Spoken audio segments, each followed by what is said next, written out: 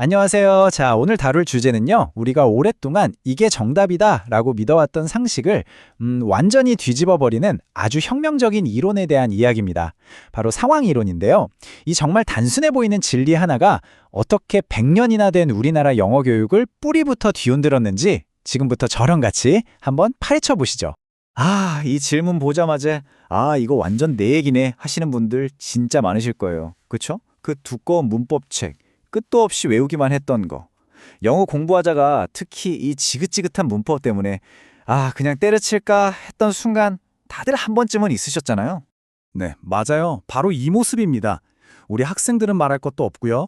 또 우리 자녀들 영어 교육 때문에 밤낮으로 애쓰셨던 학부모님들까지 우리 모두가 이게 영어를 정복하는 유일한 길이다. 이렇게 믿고 정말 어마어마한 시간과 노력을 쏟아 부었죠. 자, 그렇다면 우리가 그렇게 굳게 믿고 매달렸던 그 영문법이 과연 영어 실력을 키우는 탄탄한 기반이었을까요? 아니면 어쩌면 100년 동안이나 이어진 거대한 실수였을까요?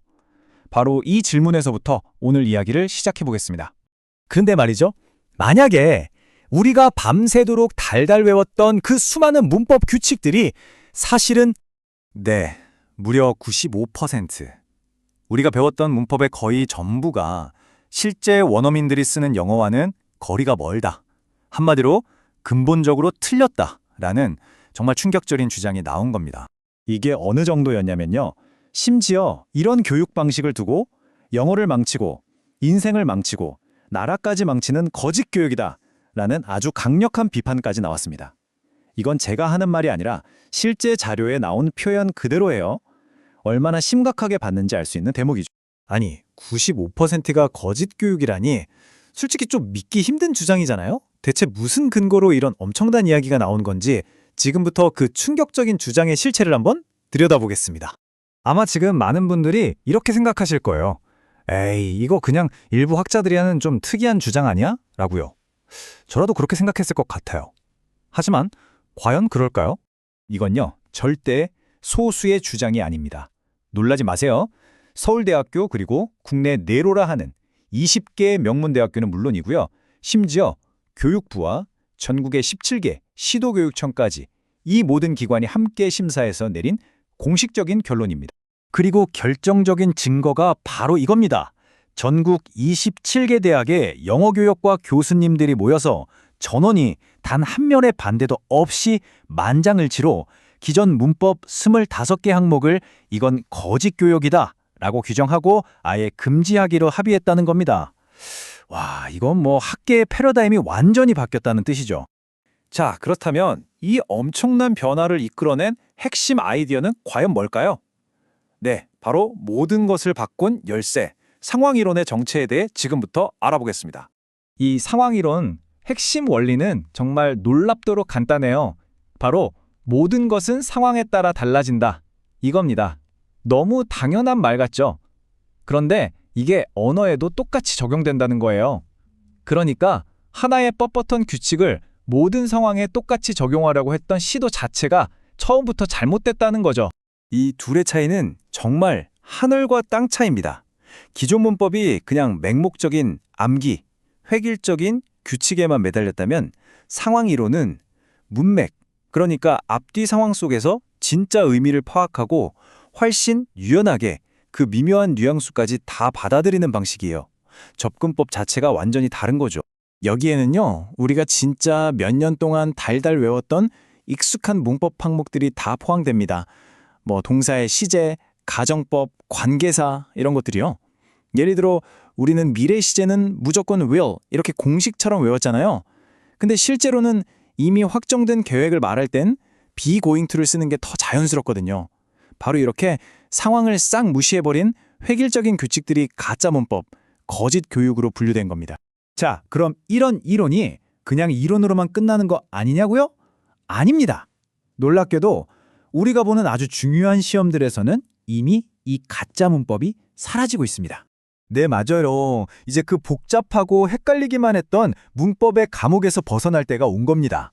특히 시험 준비하는 수험생분들한테는 정말 희소식이죠. 이 혁명은 이미 우리 곁에서 시작됐습니다. 실제로 보세요. 토익, 토플, 그리고 공무원 시험까지 이런 주요 시험들에서 더 이상 상황은 무시하고 그냥 규칙만 묻는 식의 엉터리 문법 문제는 내지 않고 있습니다. 완전히 평가의 기준이 바뀐 거예요. 자, 그럼 이제 가장 중요한 질문이 남았습니다.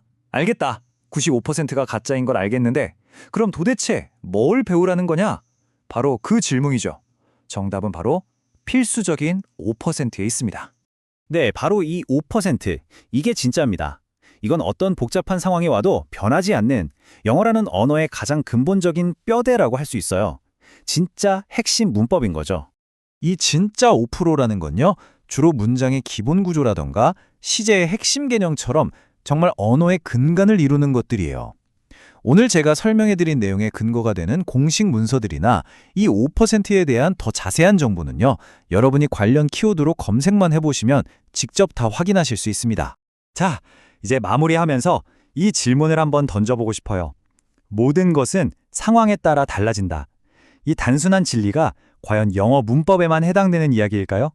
어쩌면 지금 우리가 이건 무조건 사실이야 라고 믿고 있는 우리 삶의 다른 많은 것들도 전혀 다른 상황을 만나면 완전히 다르게 해석해야 하는 건 아닐까요? 바로 이 상황 이론이라는 렌즈를 가지고 정치, 경제, 그리고 우리가 철석같이 믿는 건강상식을 들여다볼 겁니다. 과연 어떤 충격적인 진실들이 드러날까요? 세상을 뒤흔든 놀라운 발견, 마르크스주의의 붕괴에 대해 말씀드리겠습니다. 가장 위대한 철학으로 칭송받던 이념이 상황이론이라는 새로운 렌즈 앞에서 완전히 무너졌습니다. 이것은 단순한 비판이 아니라 한 시대를 풍미했던 학문에 대한 사망 선고와도 같습니다. 인류 역사상 가장 거대한 권위였던 칼 마르크스에 대한 실체를 밝힙니다. 세상은 그를 위대한 경제학자이자 철학가로 가르쳐왔습니다.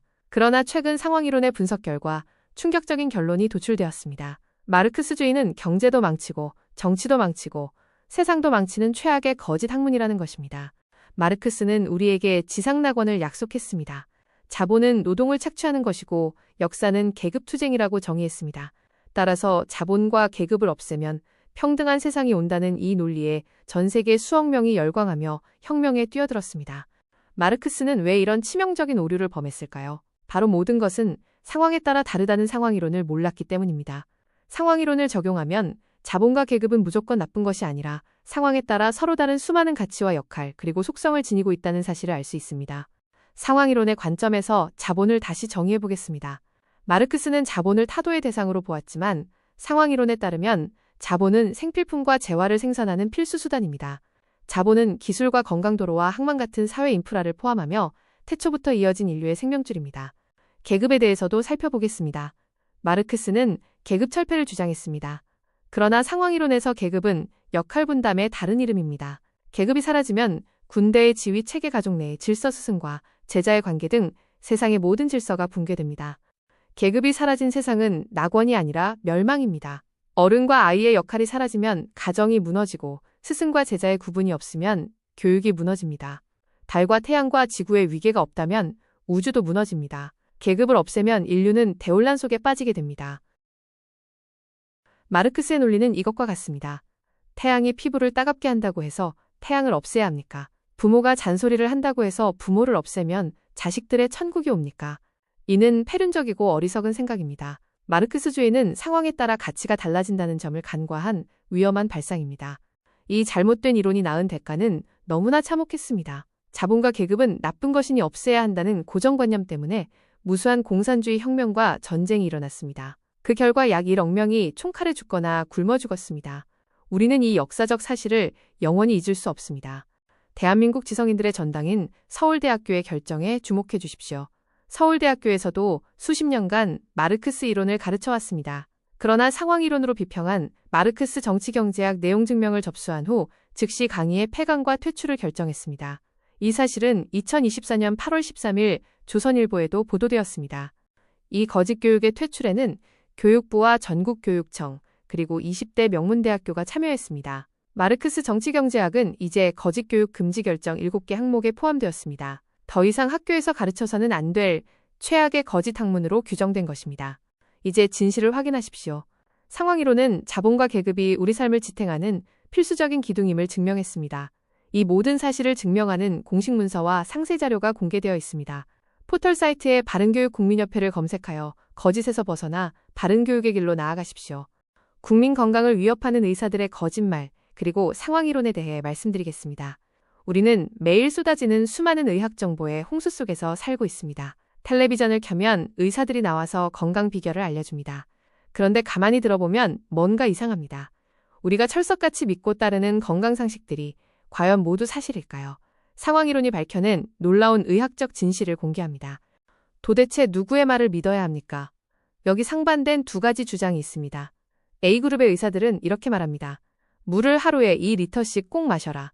싱겁게 먹어야 오래 산다. 건강을 위해 채식을 해라. 반면 B그룹의 의사들은 정반대로 말합니다. 물을 많이 마시면 위험하다. 싱겁게 먹으면 오히려 병들고 일찍 죽는다. 기력을 위해 고기를 먹어야 한다. 방송과 매스컴을 통해 의사들은 매일 이렇게 서로 다른 주장을 펼칩니다. 한쪽은 분명 거짓말을 하고 있습니다. 정반대의 가르침이 동시에 진실일 수는 없습니다. 한쪽은 무조건 하라고 하고 다른 한쪽은 절대 하지 말라고 합니다. 이 모순된 정보 속에서 우리는 과연 어느 쪽을 믿고 따라가야 합니까? 이 혼란을 해결하지 못하면 우리는 갈등과 방황 속으로 빠지게 됩니다. 누군가는 건강을 위해 억지로 물을 마시고 누군가는 건강을 염려해 물을 끊습니다. 이 모순을 해결할 유일한 열쇠가 바로 상황이론입니다. 상황이론은 충격적인 결론을 내립니다. 양쪽 모두 거짓말이다 라는 것입니다. 상황이론에 따르면 무조건적인 많이도, 무조건적인 적게도 정답이 아닙니다. 개개인의 상황을 무시한 일방적인 가르침은 모두 거짓입니다. 먹어야 하는 물이나 소금의 양은 정해져 있지 않습니다. 정답은 절대적인 양에 있는 것이 아니라 바로 상황에 있습니다. 그렇다면 그 상황은 무엇으로 결정될까요? 당신의 상황을 결정하는 4가지 핵심 변수가 있습니다. 첫째는 타고난 신체적 특성인 체질입니다. 둘째는 땀을 흘리는 정도와 에너지 소모를 결정하는 활동량입니다. 셋째는 온도와 환경의 변화인 계절입니다. 넷째는 신장 기능 등 현재의 건강 상태를 의미하는 질병의 유무입니다. 이 변수들을 무시하고 획일적인 기준을 따르는 것은 위험합니다. 방송 조언을 맹신한 대가는 참혹합니다. 상황이론을 모르고 의사들의 말을 맹신하는 사람들은 자생력을 망가뜨리는 위험한 결과를 초래합니다.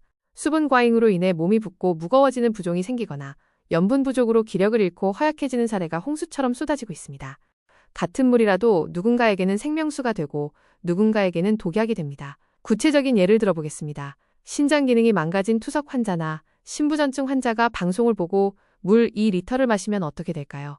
폐에 물이 차서 즉시 사망할 수도 있는 위험한 행동입니다.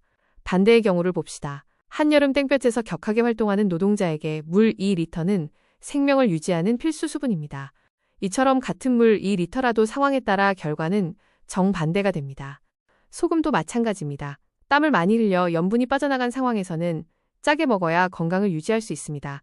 반면 혈압 관리가 필요한 상황에서는 싱겁게 먹어야 합니다. 소금 섭취에 절대적인 기준은 없습니다. 무수히 많은 상황에 따라 내 몸이 원하는 염도는 달라집니다. 의사들의 반쪽짜리 진실을 경계하십시오. 방송에서는 개인의 무수히 다른 상황을 고려하지 않습니다. 불특정 다수에게 무조건 좋다거나 무조건 나쁘다는 식의 조언은 위험합니다. 스스로 문제를 해결할 능력을 상실한 채 전문가의 말을 맹목적으로 따르지 마십시오. 자신의 몸을 가장 잘 아는 것은 의사가 아니라 바로 여러분 자신입니다. 어느 쪽이 옳은지 누구의 말을 따라야 할지 고민하며 갈등할 필요가 없습니다. 중요한 것은 남들이 정해놓은 기준이 아니라 나의 상황입니다. 이제부터는 상황이론을 기억하십시오. 이것이 스스로 건강을 지키는 유일한 열쇠입니다. 정답은 고정되어 있지 않습니다. 내 몸의 소리에 귀 기울이고 계절과 환경에 맞춰 유연하게 대처하십시오. 그것이 국민 건강과 생명을 지키는 진짜 지혜입니다. 다수결은 정답이 아니다 라는 주제로 상황이론 4편을 시작하겠습니다. 우리는 흔히 많은 사람이 선택한 것이 정답이라고 믿습니다. 민주주의 사회에서 다수결은 의사결정의 중요한 도구이지만 진실을 가리는 척도는 아닙니다. 특히 복잡한 개인의 인생 문제 앞에서 단순한 다수결은 최적의 해답이 될 수 없습니다. 상황이론은 진실이 고정된 것이 아니라 다양한 요인에 따라 변화한다고 설명합니다. 미디어가 만들어낸 다수결의 환상이 어떻게 우리의 눈을 가리고 위험한 선택으로 이끄는지 그 실체를 파헤쳐 보겠습니다. 가장 대표적인 사례로 대한민국 국민이라면 누구나 아는 신뢰받는 국영방송 KBS의 간판 프로그램 아침마당의 코너인 황금연모 시니어 토크쇼를 들 수 있습니다. 이 프로그램은 매주 토요일 아침 약 1시간 동안 방영되며 인생 경험이 풍부한 60대에서 70대 어르신 약 45명이 패널로 출연합니다. 방송의 형식은 인생의 난제에 대해 옳고 그름을 판결하는 것입니다. 패널들은 자신의 경험을 바탕으로 찬성과 반대를 논하고 시청자들은 인생 선배들의 조언이라 믿으며 귀를 기울입니다. 어느 날 방송에서는 자녀에게 재산을 살아생전에 넘겨주는 것이 옳은지 잘못인지를 놓고 치열한 공방을 벌였습니다. 그리고 마지막에는 찬성과 반대의 다수결 표결로 결론을 내렸습니다. 실제 방송 결과는 살아생전에는 절대로 재산을 물려주면 안 된다는 쪽으로 압도적인 결론이 났습니다. 수많은 방청객들의 요란한 박수와 함께 방송이 마무리되었고 유명 강사와 유튜브 채널조차 이 결론을 인용하며 자식에게 미리 재산 주면 굶어 죽는다며 절대로 주지 말라고 전파했습니다. 그러나 반대편에서는 정반대의 목소리가 들려옵니다. 세무 전문가들은 방송에 나와서 전혀 다른 주장을 합니다. 세금을 아끼려면 반드시 살아생전에 미리 증여해야 한다고 목소리를 높입니다. 한쪽에서는 배신당하니 주지 말라고 하고 다른 한쪽에서는 세금 폭탄을 맞으니 무조건 주라고 합니다. 과연 어느 쪽이 진실일까요? 일반 대중들은 이 상반된 주장 사이에서 혼란에 빠질 수밖에 없습니다. 상황이론의 관점에서 보면 양쪽 모두 거짓말입니다. 방송의 다수결도 세무사의 조언도 모두에게 적용되는 정답이 아니기 때문입니다. 절대로 주지 말라는 말은 자녀가 사업 자금이 절실하거나 세금 절감이 필요한 상황을 무시한 폭력적인 조언입니다.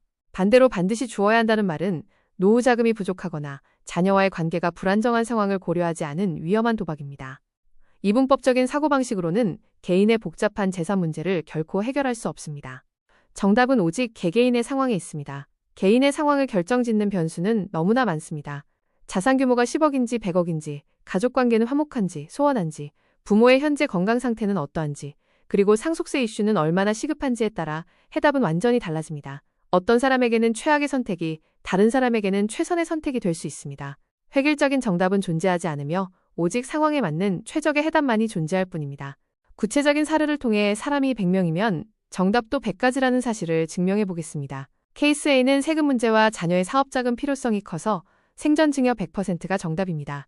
반면 케이스 B는 노후 자금이 부족하고 자녀와의 관계가 소원하여 사후 상속 100%가 정답입니다. 케이스 C는 절충하여 반반 나누는 것이 현명할 수 있고 케이스 D는 사회 환원의 뜻이 있어 전액 기부가 정답입니다. 이처럼 다양한 정답이 존재함에도 방송은 이를 단순한 투표로 결정해버리는 오류를 범했습니다. 이 방송은 높은 시청률과 함께 지난 2012년부터 2025년까지 13년 동안 약 550회에 걸쳐 방영되었습니다. 재산 문제뿐만 아니라 황혼이혼을 해야 하는지 말아야 하는지, 부모 용돈은 얼마를 드려야 하는지, 육아는 누가 맡아야 하는지 등 수많은 인생의 난제들을 다루었습니다. 복잡한 삶의 문제들에 대해 다수결로 결론 내리는 것은 잘못입니다. 하지만 변화는 시작되었습니다. 상황이론에 근거한 비판이 방송국에 전달되었습니다. 상황에 따라 정답이 달라져야 함에도 불구하고 다수결로 인생의 정답을 결정하는 방식이 얼마나 위험한지 논리적으로 지적했습니다. 놀랍게도 방송사는 이 오류를 인정했습니다. 현재 인생의 난제를 패널들의 다수결로 결정하여 시청자들에게 정답처럼 제시하던 그 코너는 더 이상 방송되지 않고 있습니다. 이는 상황이론이 실제 사회의 잘못된 관행을 바로잡은 중요한 사례입니다. 마지막으로 강조합니다. 당신의 상황이 곧 정답입니다. 미디어에서 들리는 박수 소리나 다수의 의견에 현혹되어 정답을 찾지 마십시오. 남들이 다 그렇다고 해서 나도 그래야 하는 것은 아닙니다. 정답은 텔레비전 속에 있는 것이 아니라 당신의 구체적인 현실 속에 있습니다. 사람이 100명이면 정답의 종류도 100가지라는 상황이론의 진리를 기억하십시오. 이제 여러분은 타인의 시선이 아닌 나만의 상황을 분석하여 진짜 정답을 찾아가시길 바랍니다. 안녕하세요, 여러분.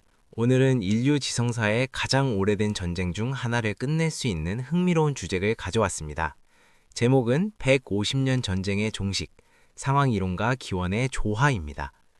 혹시 진화론과 창조론의 논쟁에 대해 평소에 어떻게 생각하셨나요? 정말 지긋지긋한 싸움이라고 생각해요.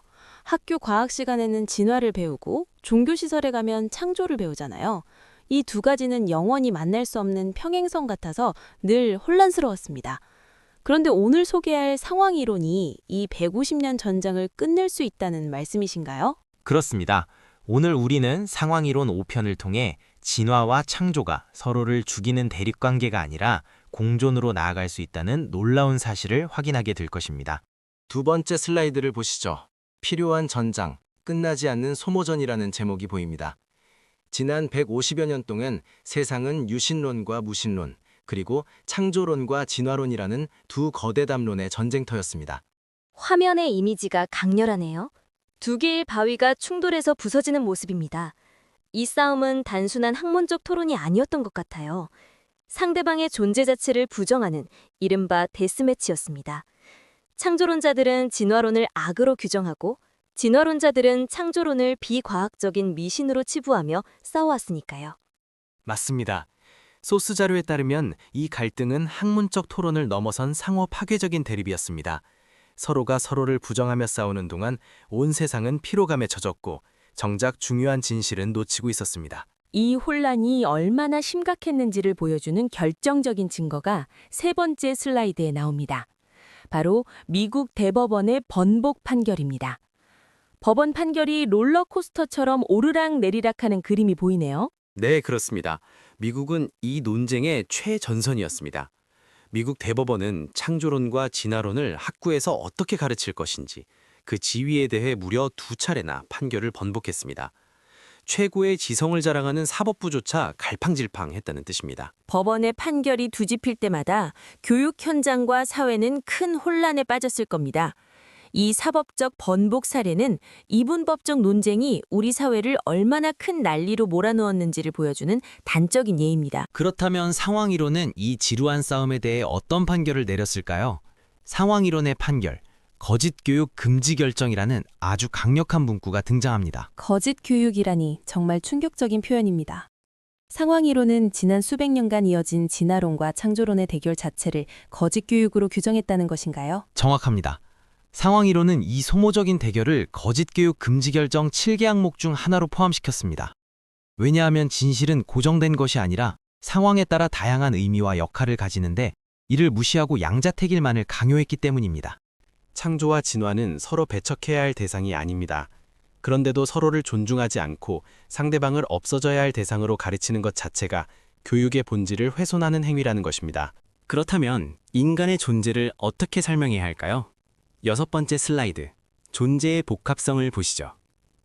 단 하나의 메커니즘은 없다 라는 제목 아래에 벤 다이어그램이 그려져 있습니다. 창조와 진화, 그리고 여러 가지 상황들이라는 세 개의 원이 겹쳐진 곳에 현재의 인간이 존재하네요. 인간이 이 세상에 존재하는 현상은 단 하나의 원인으로만 설명될 수 없다는 뜻이군요. 그렇습니다. 창조와 진화 외에도 수많은 여러 가지 상황들이 복합적으로 작용해서 현재의 우리를 만든 것입니다. 모든 것을 진화 하나로만 설명하거나 창조 하나로만 설명하려 했던 것이 오류의 시작이었습니다. 진화와 창조라는 단어가 적용될 수 있는 상황은 무한합니다. 7번째 슬라이드는 아주 직관적인 비유를 보여줍니다. 상대성 존재 이론. 오른쪽 없이는 왼쪽도 없다라는 내용입니다. 두 손이 서로 마주보고 있는 그림이 인상적입니다. 오른쪽과 왼쪽이 함께 존재해야 서로의 의미가 성립됩니다. 창조론과 진화론도 마찬가지입니다. 이 둘은 서로를 부정하는 관계가 아니라 상호 의존적인 관계입니다. 한쪽을 없애는 것은 곧 전체의 맥락을 파괴하는 것과 같습니다. 8번째 슬라이드에서 이 개념을 더 확장해 보겠습니다. 남자가 사라지면 여자라는 개념도 사라진다는 문구가 보입니다. 흑인과 백인이 서로를 부정하면서 자신만이 인간이라고 주장하는 것이 얼마나 어리석은지 생각해보게 됩니다. 남자가 있어야 여자가 있고 여자가 있어야 남자가 있는 것처럼 창조와 진화도 서로가 존재함으로써 그 의미가 완성된다는 뜻이군요. 맞습니다. 서로를 죽일 듯이 미워하고 부정하는 것은 마치 오른발이 왼발을 부정하는 것과 같습니다. 상대성 존재 이론을 이해한다면 이 대립이 얼마나 무의미한지 알게 됩니다. 9번째 슬라이드는 자연에서 배우는 지혜입니다. 두 번째 비유, 생태계의 질서라고 되어 있네요. 숲속에 소나무와 대나무가 어우러진 사진이 참 평화로워 보입니다. 소나무는 대나무를 부정하지 않습니다.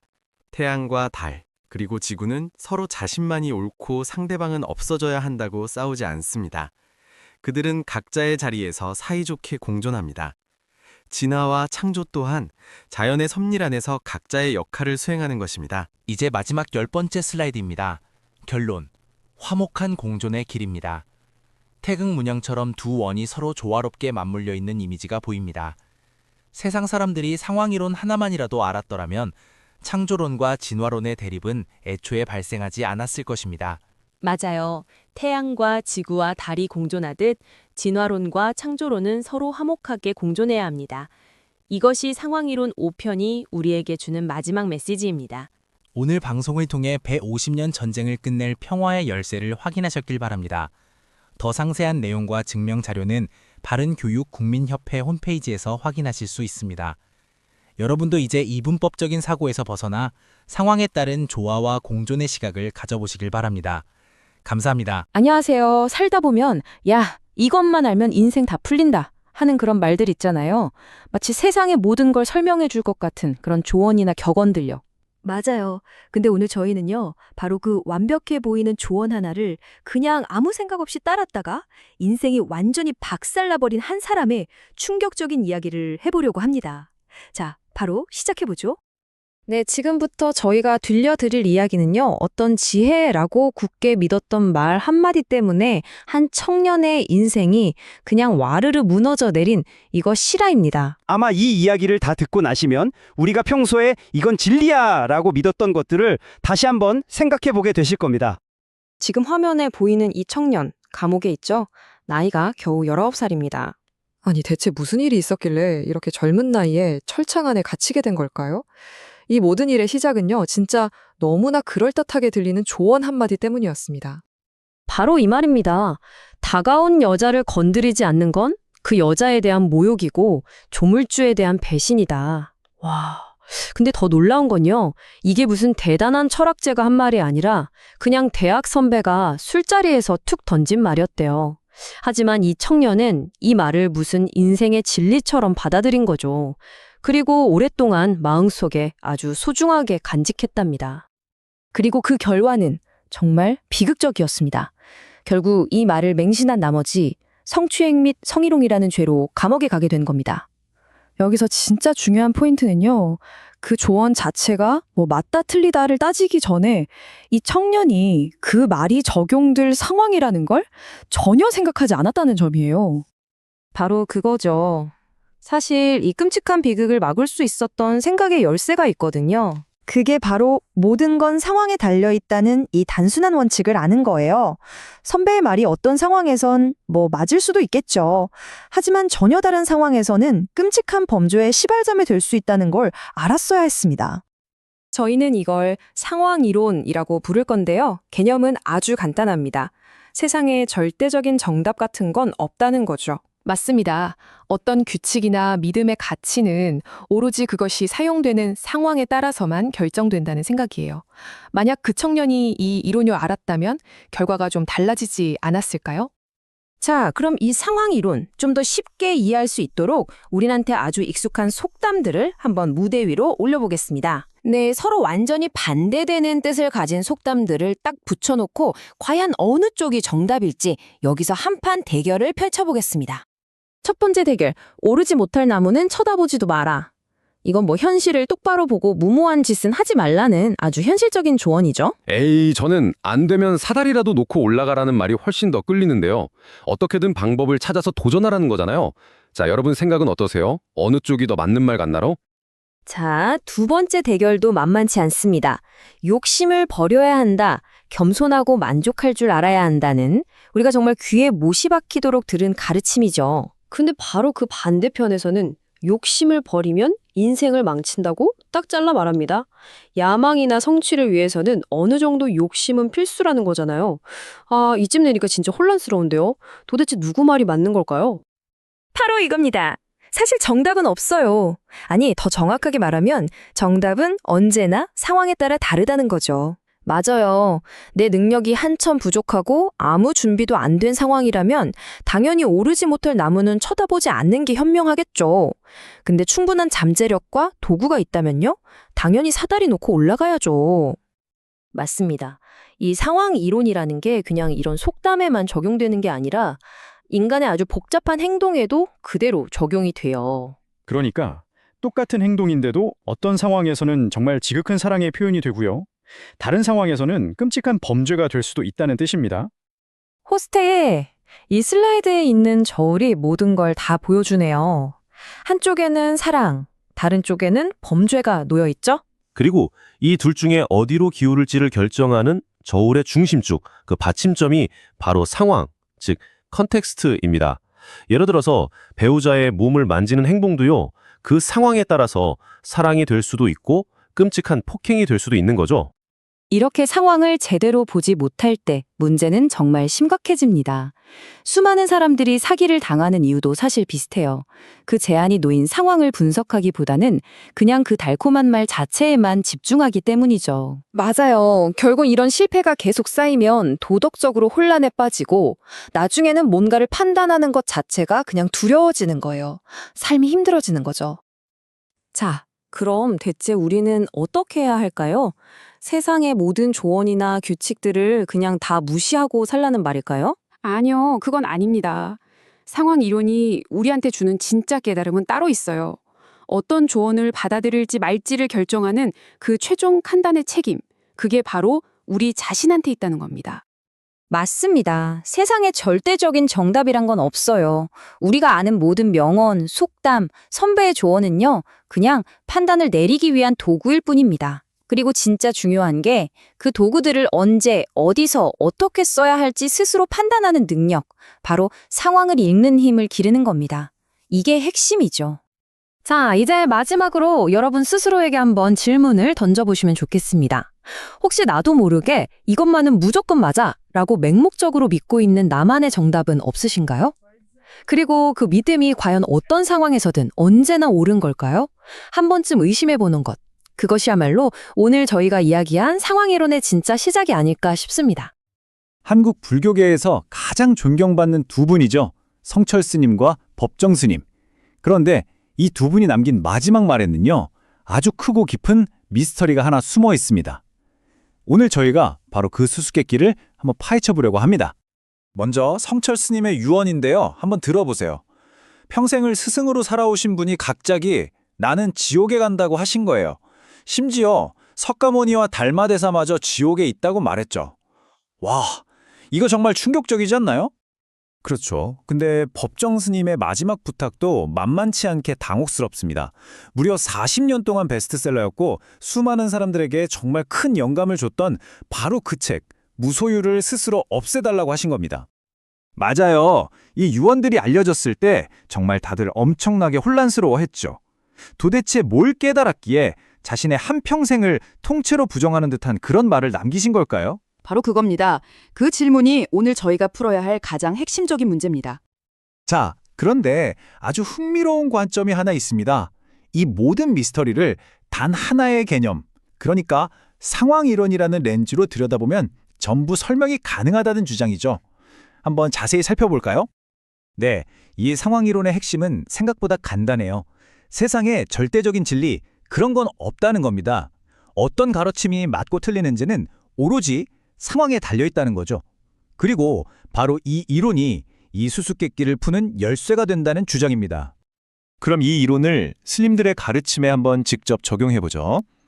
이 관점으로 보면 우리가 절대적인 진리라고 굳게 믿었던 가르침들이 어떻게 특정 상황에서는 거짓이 될 수 있는지 그게 드러나기 시작합니다. 예를 들어서 살생하지 말라는 가르침, 이걸 한번 볼게요. 이 이론에 따르면 이 말은 당장 생계를 위해 고기를 잡아야 하는 어부에게는 적용하기가 너무 어려운 가르침이 됩니다. 아니, 더 넓게 보면 우리가 생명을 유지하려고 식물을 먹는 것까지도 일종의 살생이라고 할 수 있잖아요. 그러니까 현실 세계에서 이 가르침을 절대적으로 지키는 건 거의 불가능하다는 주장인 거죠. 욕심을 버려라는 가르침도 마찬가지입니다. 이 관점에서는 만약 모든 사람이 욕심을 싹 다 버리면 사회가 발전할 동력을 잃고 그냥 무너져 버릴 수 있다고 봐요. 어떻게 보면 욕심이라는 게 생존하고 또 발전하는 데 꼭 필요한 원동력이 되기도 하니까요. 바로 이 지점인 겁니다. 이 분석에 따르면 성철 스님이 말년에 이르러서야 자신이 평생 가르쳤던 것들이 모든 상황에 다 들어맞는 절대적인 진리가 아니라는 걸 깨달았다고 보는 거죠. 그래서 10년 동안 침묵하시면서 내 말은 다 거짓말이니 믿지 말라고 하셨다는 설명이에요. 네, 이제 두 번째 미스테리로 넘어가 보죠. 바로 법정 스님의 그 유명한 책 무소유입니다. 이 가르침은 또 어떤 문제가 있었던 걸까요? 여기서 이 분석은 한 걸음 더 나아가서 정말 파격적인 주장을 합니다. 뭐냐면 99%의 상황에서 무소유는 거짓일 뿐만 아니라 오히려 해로운 가르침이라는 겁니다. 99%라니 정말 놀라운 숫자죠. 그 근거가 재밌는데요. 세상 어떤 부모가 자기 자식한테 가진 거 다 버리고 살아라 이렇게 가르치냐는 거죠. 이 분석은 무소유라는 가르침을 글자 그대로 실천하면 오히려 인생을 망칠 수 있다고까지 경고합니다. 그러면서 무소유는 치매 환자 같은 정말 특별한 1%의 경우에나 유효한 가르침이라고 주장하는 거죠. 그리고 이 관점은 아주 직접적인 비판까지 제기합니다.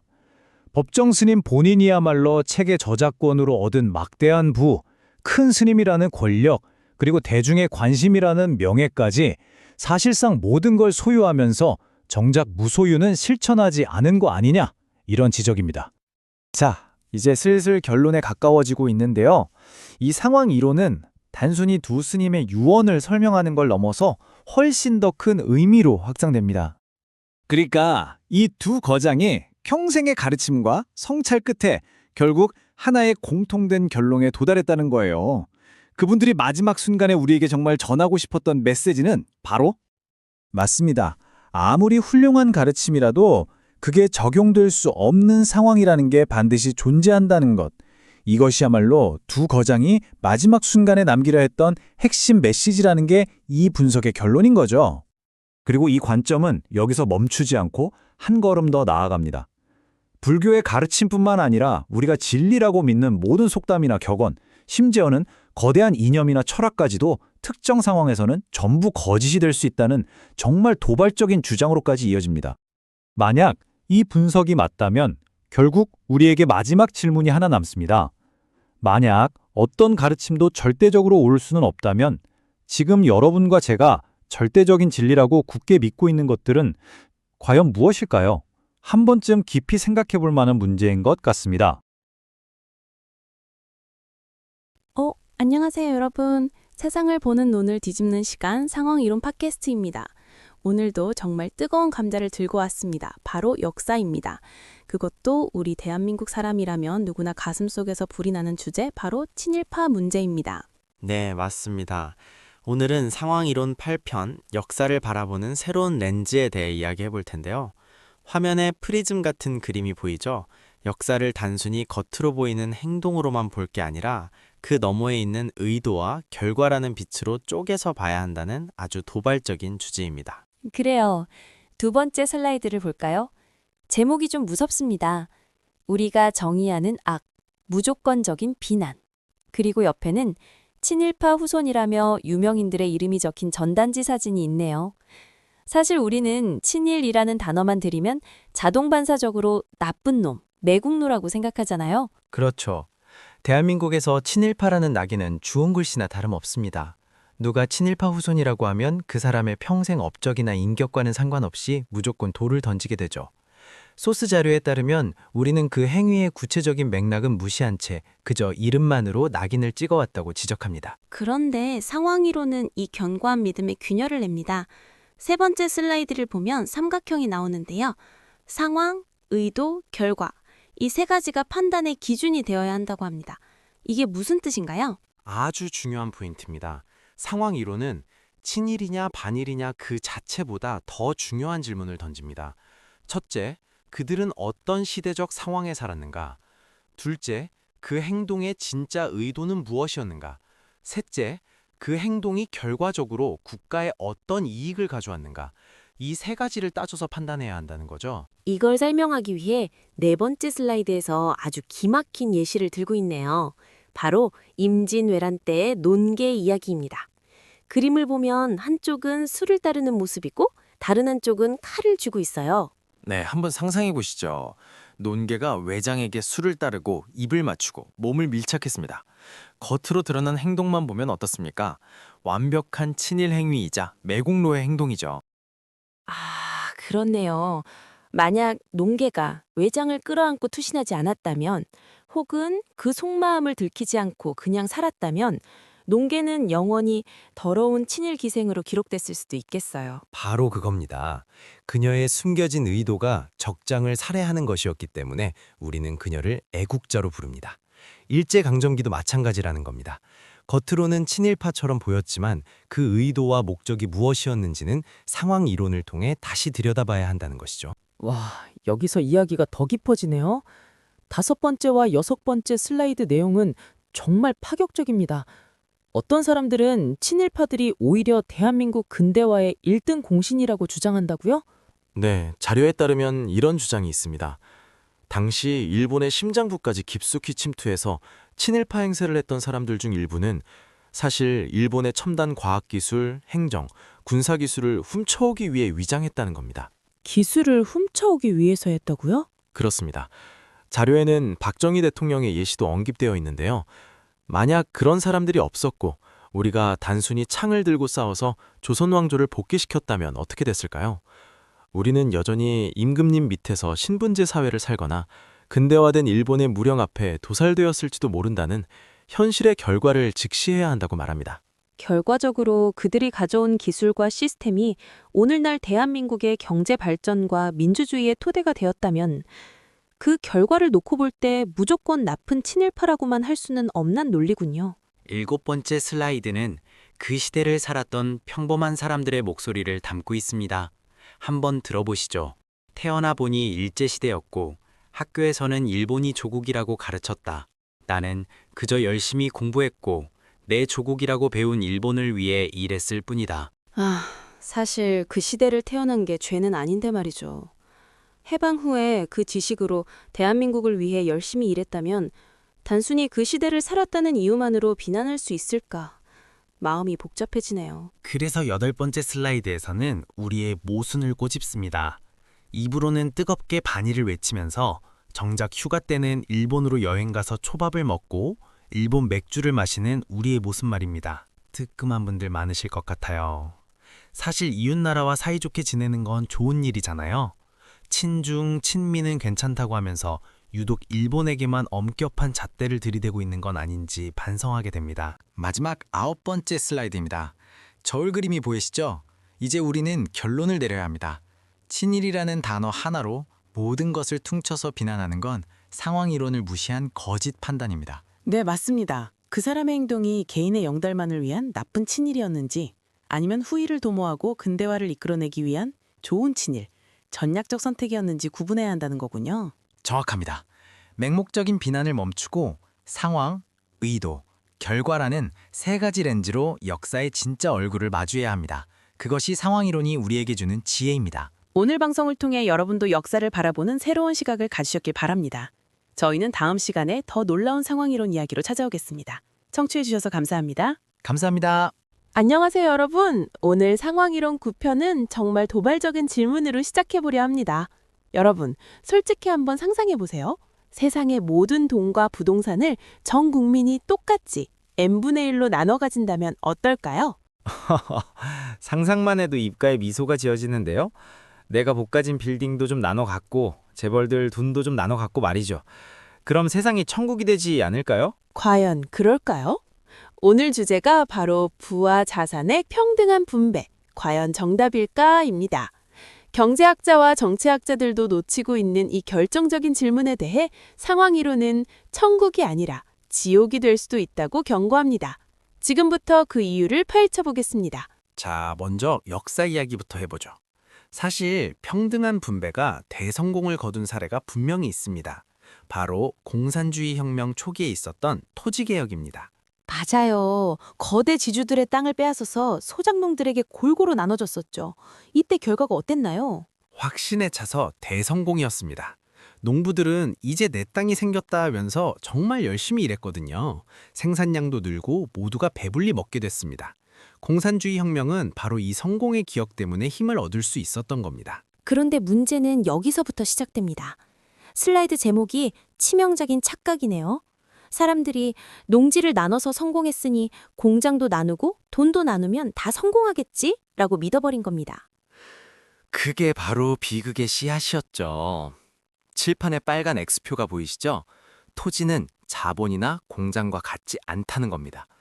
상황 이론에 따르면 대상이 바뀌면 상황이 바뀌는데 사람들은 이걸 똑같다고 착각하고 가진 자들의 재산을 무작정 몰수하기 시작했습니다. 그럼 구체적으로 왜 다른지 시뮬레이션을 돌려보죠. 먼저 농지입니다. 농부들이 각자 땅을 가지면 어떤 일이 벌어질까요? 아까 말씀드린 대로죠. 메커니즘이 단순합니다. 내 땅에서 흘린 땀은 곧 나의 식량이 된다. 즉, 쪼개서 나눠줘도 각자 열심히 일하면 생산성이 올라갑니다. 결과는 풍요죠. 여기까지는 아주 좋습니다. 자, 이제 상황이 바뀝니다. 이번엔 공장과 기업입니다. 부조들의 공장을 뺏어서 국민들에게 골고루 나눠준다면요? 예를 들어 거대한 비행기 엔진 공장을 100만 명이 나눠 갖는다고 칩시다. 엔진을 톱으로 썰어서 나눠 갖나요? 우리는 생산수단을 갖는 게 아니라 그냥 부품 조가리를 갖게 되는 겁니다.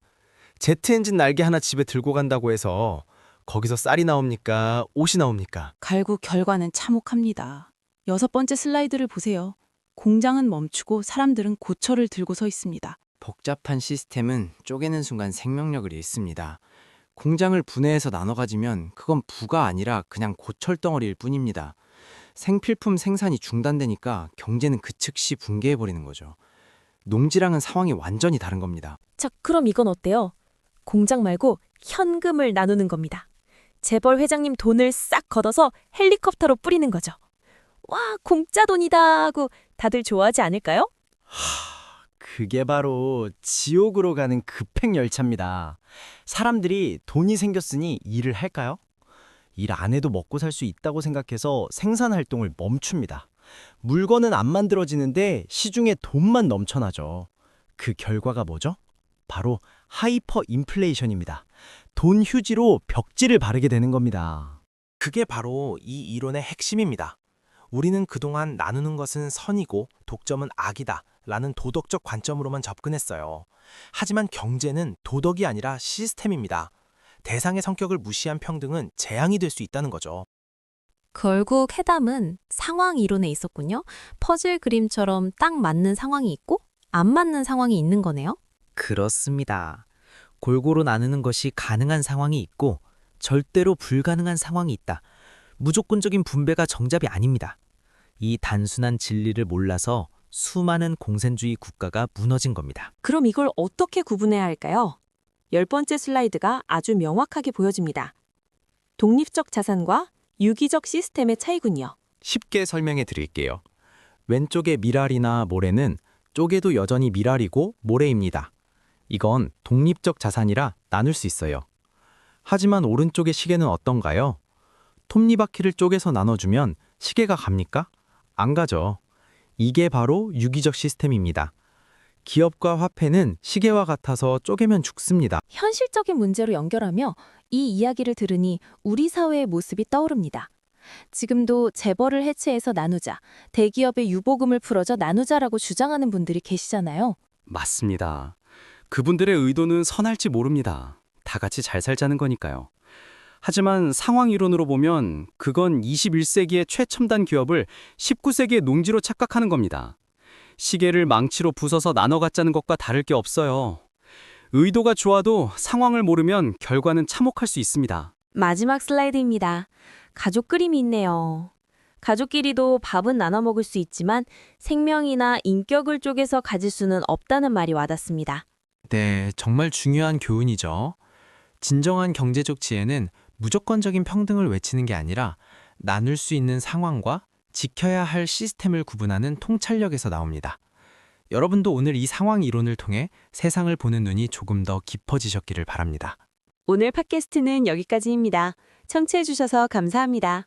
감사합니다. 안녕하세요. 오늘 팟캐스트 주제는 시작부터 정말 충격적입니다. 화면에 적혀 있네요. 왜 우리가 배운 모든 것은 거짓말인가?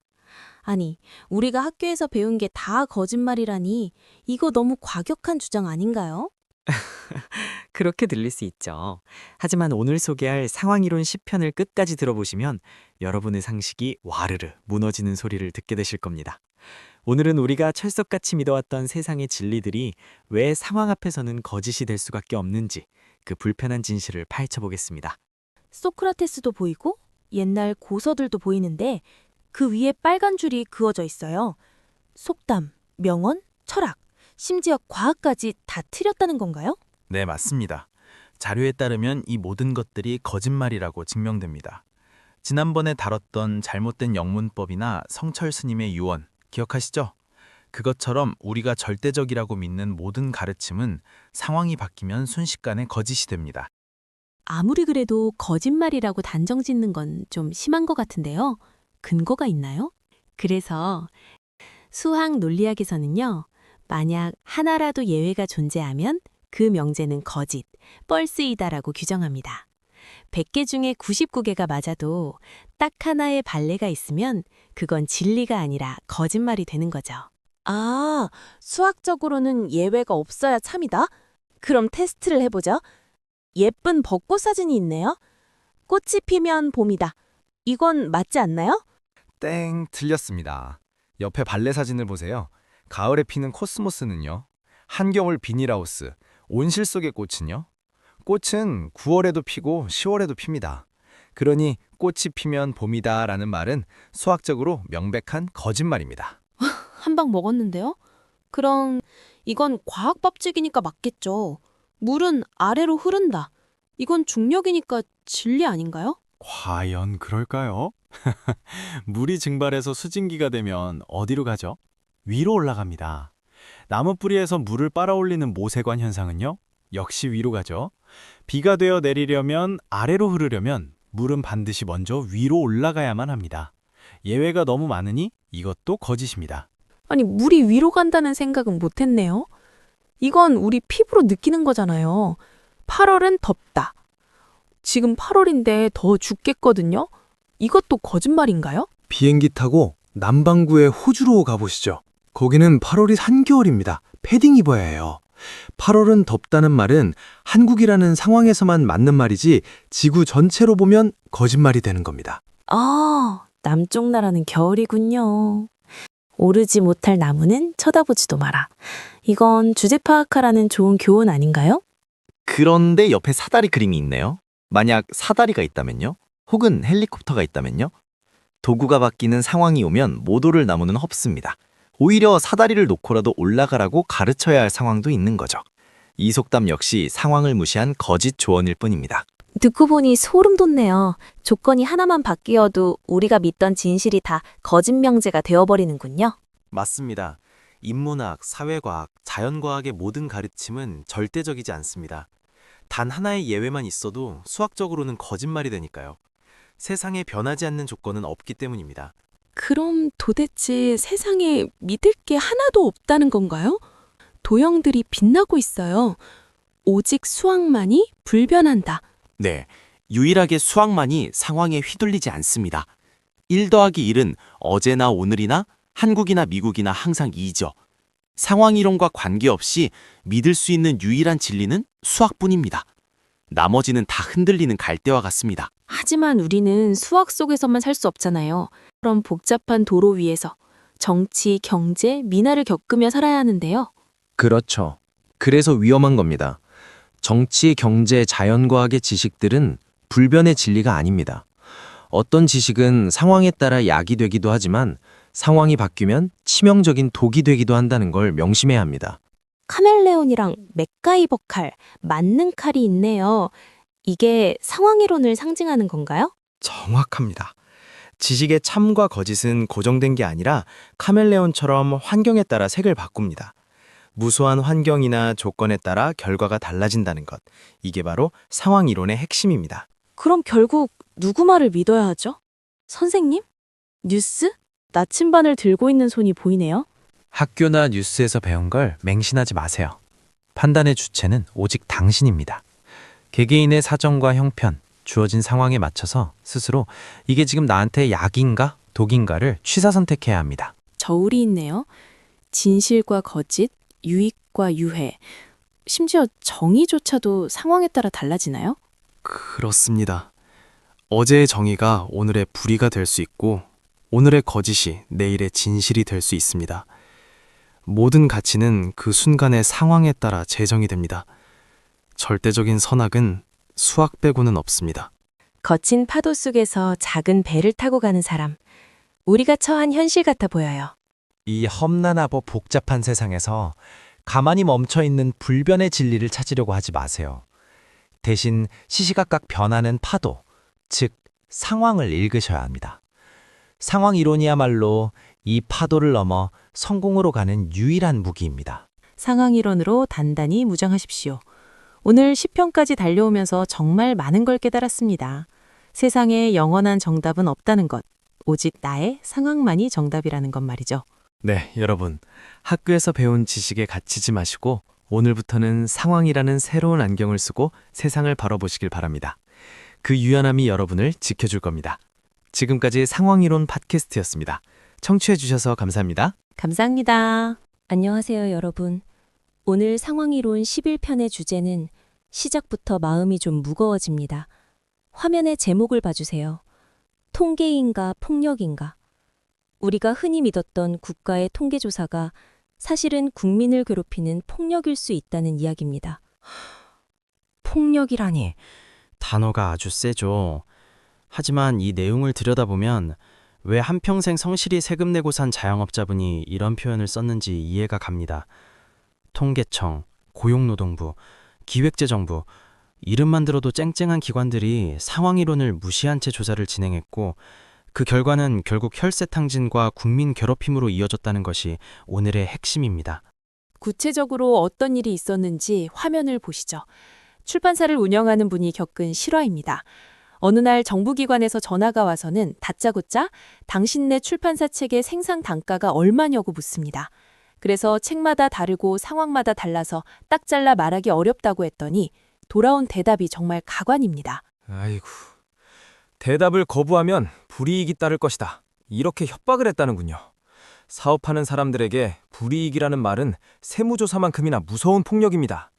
책 종류가 수십 가지인데 무조건 대표도서 하나의 단가만 내놓으라니 이건 조사가 아니라 억지로 자백을 받아내는 취조와 다를 데 없습니다. 이게 얼마나 황당한 질문인지 화면의 비율을 보면 바로 이해가 가요. 왼쪽 그림을 보세요. 누군가 여러분에게 당신이 평소에 먹는 음식의 단가는 얼마입니까? 라고 묻는다면 대답하실 수 있나요? 절대 못하죠. 100원짜리 사탕일 수도 있고 10만 원짜리 코스 요리일 수도 있잖아요. 상황이 빠져 있으니까요. 반면에 오른쪽을 보세요. 오늘 대전 식당에서 점심으로 드신 짜장면 가격은 얼마입니까? 이건 대답할 수 있습니다. 오늘 대전 식당 짜장면이라는 구체적인 상황이 주어졌기 때문이죠. 정부의 통계조사가 바로 왼쪽 물음표 같은 엉터리 질공을 하고 있다는 겁니다. 그래서 다시 한번 상황 이론의 핵심을 짚고 넘어가야겠습니다. 화면에 프리즘 그림이 보이시죠? 어떤 질문이든 이 상황이라는 프리즘을 통과해야만 올바른 정답이 나옵니다. 맞습니다. 모든 것은 상황에 따라 달라진다. 너무나 단순한 진리죠. 상황이 불명확하면 정답도 불명확합니다. 그런데 국가기관들이 이 당연한 이치를 무시하고 무조건 하나의 숫자를 내놓으라고 강요하니 그게 바로 거짓 통계가 되는 겁니다. 아까 출판사 사장님이 왜 대답을 못했는지 화면의 과정을 한번 따라가 볼까요? 책 100권을 만들 때 제책 비용이 1,000원이면 단가가 10원인 것 같죠? 하지만 저자의 원고료와 편집비가 2,000원이라면 단가는 순식간에 30원으로 뜁니다. 그뿐만이 아닙니다. 아직 생산 단가는 아무도 모르는 상황입니다. 원고료를 선불로 줬느냐 아니면 책 팔린 만큼 주는 인세냐에 따라 계산법이 또 달라지거든요. 그런데 공무원은 이런 복잡한 속사정은 무시하고 그냥 얼마냐고만 묻는 겁니다. 여기서 끝이 아니네요. 화면 오른쪽을 보세요. 갑자기 책이 대박나서 5만 부를 추가 생산하면 어떻게 되나요? 그럼 단가가 확 떨어지죠. 대량 생산이니까요. 초판이냐 재판이냐 혹은 절판 직전이냐에 따라 단가는 춤을 춥니다. 시시각각 변하는 이 숫자를 무시하고 마치 고정된 가격표가 있는 것처럼 통계를 내라고 하니 이건 공무원들의 행정 편의주의일 뿐입니다. 이번엔 두 번째 사례입니다. 화면에 엉킨 실타래가 보이시나요? 바로 상용 근로자가 도대체 누구냐는 겁니다. 통계청이 정의를 내리려고 시도했는데 이게 정말 코미디입니다. 처음엔 고용계약서 쓴 사람이라고 했다가 구두계약도 된다고 번복하고 나중엔 4대 보험 가입자라고 했다가 또 보험 없어도 1년 일하면 된다고 말을 바꿉니다. 심지어 나중엔 1년 일할 것으로 예상되는 사람까지 포함시켰어요. 기준이 오락가락하는데 무슨 제대로 된 통계가 나오겠습니까? 이건 통계가 아니라 개그입니다. 자발적 퇴직자도 마찬가지예요. 사장님은 자발적이라고 신고했는데 나중에 재판 가서 부당해고로 판결 나고 항소심에서 또 뒤집히는 게 현실입니다. 법원도 헷갈리는 걸 통계조사표에 적어내라니 응답자 입장에서는 미치고 팔짝 뛸 노릇이죠. 결국 이 엉터리 조사들이 어떤 결과를 낳는지 화면의 도미노가 잘 보여주고 있습니다. 거짓 통계조사는 거짓 데이터를 낳고 그건 결국 거짓 정책으로 이어집니다. 네, 붉은색 도미노가 쓰러지는 걸 보세요. 막대한 예산을 들여서 엉터리 결과를 만들고 그걸 바탕으로 엉뚱한 지원 정책을 펴니 당연히 실패하죠. 그 과정에서 낭비되는 건 결국 우리 국민의 혈세입니다. 국민은 조사받느라 괴롭고 세금은 세금대로 날리는 악순환입니다. 그래도 다행인 건 지성인들이 침묵하지 않았다는 겁니다. 화면에 큼직한 도장이 꽝 찍혀 있네요. 전국 15개 명문대 통계학과 교수님들이 이 문제를 심사했습니다. 결과가 놀랍습니다. 찬성 100%, 반대 0%입니다. 이런 통계조사는 거짓이므로 중지해야 한다는 결정문에 교수님 전원이 동의했습니다. 통계학 전문가들이 보기에도 이건 말이 안 되는 조사라는 게 증명된 겁니다. 화면의 문구가 묵직하게 다가옵니다. 이것은 행정 편의주의가 낳은 폭력입니다. 어두운 배경 속에 홀로 선 사람의 모습이 마치 거대한 관료주의 앞에 선 우리 국민 같네요. 전지전능한 신조차도 세상 모든 것에 정해진 답이 없도록 창조했습니다. 상황에 따라 답이 바뀌는 게 섭리죠. 그런데 공무원들이 헌법으로도 못 정할 기준을 멋대로 정해서 강요하는 건 명백한 오만이자 폭력입니다. 마지막 화면입니다. 이제 우리는 어떻게 해야 할까요? 그냥 당하고만 있을 수는 없잖아요. 거짓 통계 조사를 멈추기 위해 행동해야 합니다. 네, 여러분의 참여가 필요합니다. 유사한 거짓 통계 조사를 발견하시면 화면에 보이는 바른세상 국민협회로 제보해 주십시오. 여러분의 제보가 낭비되는 세금을 막고 불필요한 고통을 끝낼 수 있습니다. 상황이론이 밝혀낸 진실, 이제 우리가 지켜야 합니다.